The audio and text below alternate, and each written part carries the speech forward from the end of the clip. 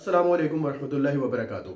मेरा नाम यासिर तनवीर है और आज जिस टॉपिक पे हम बात करने वाले हैं वो एक बहुत ही इंटरेस्टिंग टॉपिक है और उस टॉपिक का नाम है पब्लिक स्पीकिंग। अगर आप चार्ल्स डार्विन, विंस्टन चर्चिल या इवन हज़रत मूसा अलैहिस्सलाम के बारे में ही पढ़ें और डॉक्टर जाकिर नाइक जैसे शख्स को ही देख लें तो आपको अंदाज़ा होगा कि ये सारे लोग स्टटर करते थे, यानी ये अपनी बात सही से बयान नहीं कर पाते थे। लेकिन इसके बावजूद भी ये सक्सेसफुल स्पीकर्स रहे because they all have something interesting to share. इन मिसालों से हमें पता चलता है कि आप और मैं भी पब्लिक स्पीकिंग को सीख सकते हैं। मैं पिछले 10 सालों से जो काम कर रहा हूं उसमें ट्रेनिंग्स कराना एक इंटीग्रल पार्ट है और मैं तकरीबन पिछले 10 सालों में 300 के करीब डिफरेंट ट्रेनिंग सेशंस करवा चुका हूं। इन ट्रेनिंग्स को करवाने के बाद और मुख्तलिफ किताबें इस टॉपिक पे पढ़ने के बाद, जिनमें कॉन्फेशंस ऑफ अ पब्लिक स्पीकर और इसी तरह डेल कार्नेगी की किताब पब्लिक स्पीकिंग शामिल है, इन सब को देखने के बाद मैंने कुछ वो चीज़ा पॉइंट्स नोट किए हैं जो कि अगर हम समझ लें और प्रैक्टिस उनकी कर लें तो हम एक अच्छे पब्लिक स्पीकर बन सकते हैं। लेकिन सवाल ये पैदा होता है कि मैं अच्छा पब्लिक स्पीकर बनूं ही क्यों, मैं क्यों सीखूं पब्लिक स्पीकिंग? तो इसका जवाब मैं आपको दो चीज़ों से दे सकता हूं। नंबर 1, अगर आप गूगल पे जाएं और गूगल पे सर्च करें कि वो कौन सी ऐसे स्किल्स हैं जो आजकल इन डिमांड हैं और आगे भी जो बहुत ही डिमांड में रहने वाली हैं, तो आपको पता चलेगा कि public speaking is one of the top skill.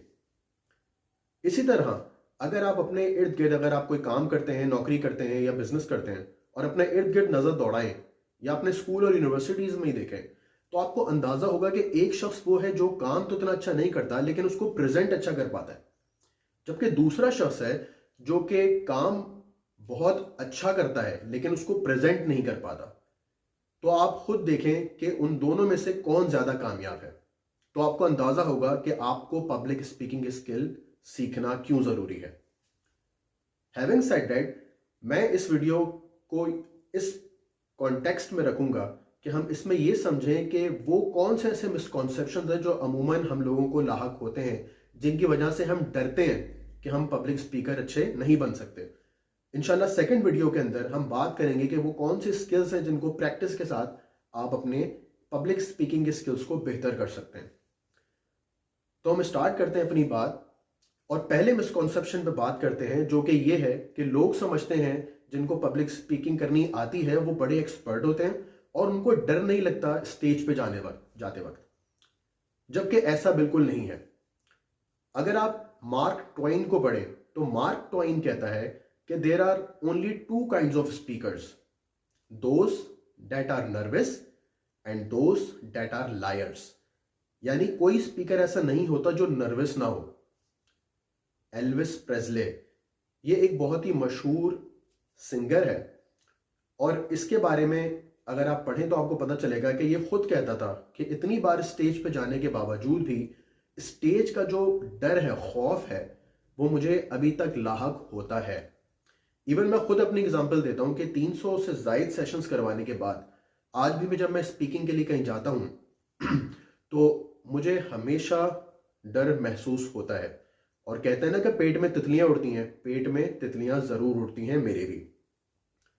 लेकिन the only difference between pros and the beginner speakers is that the pros have trained their butterflies to fly in a formation and that's it.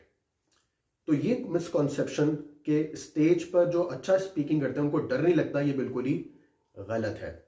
जो भी stage पे जाता है उसके पेट में तितलियां जरूर उड़ती हैं, जो कि इन कोट से भी आपको इसका अंदाजा हो चुका होगा। दूसरा मिसकॉन्सेप्शन ये है कि अगर मैं भूल जाऊं बात करते करते कि मैंने क्या कहना है, अगर मैं अपना कंटेंट भूल जाऊं तो क्या होगा, इस चीज का डर हमें होता है। तो इसके लिए मैं आपको एक एक्सरसाइज करने को कहता हूं। आप YouTube पे जाएं और जाकर कोई भी कॉमेडी टॉक्स जो स्टैंड बाय कॉमेडियंस होते हैं उनको सुन लें।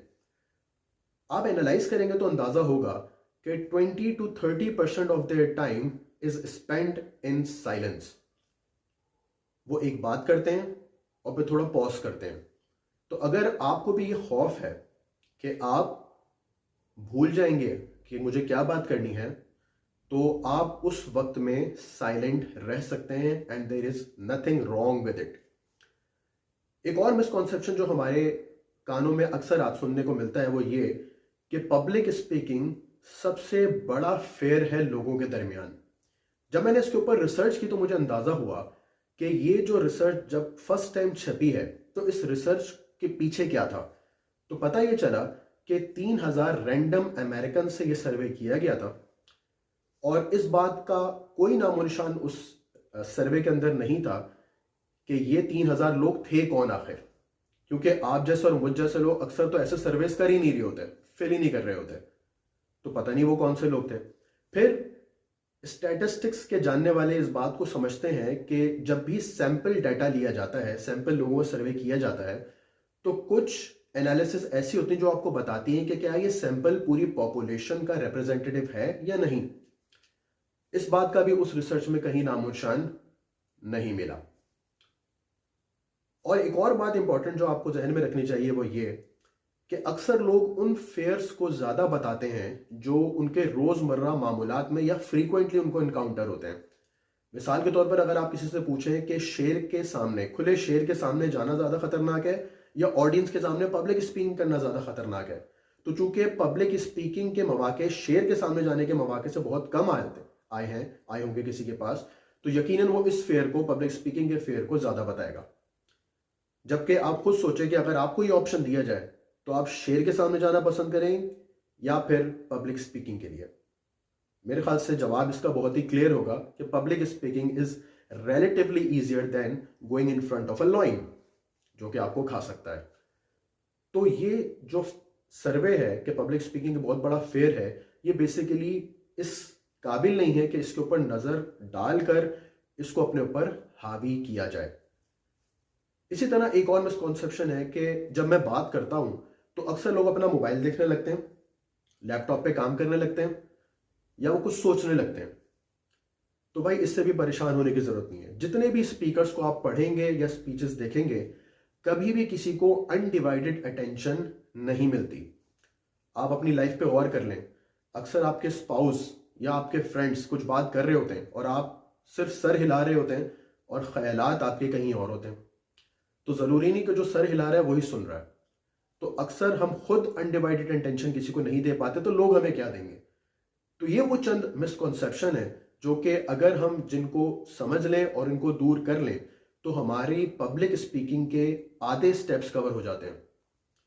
क्योंकि ये जो मिसकॉन्सेप्शन है यही हमें पीछे रखते हैं और उसके बाद हम कुछ चंद बुनियादी चीजें सीख कर पब्लिक स्पीकिंग में मास्टरी कर सकते हैं।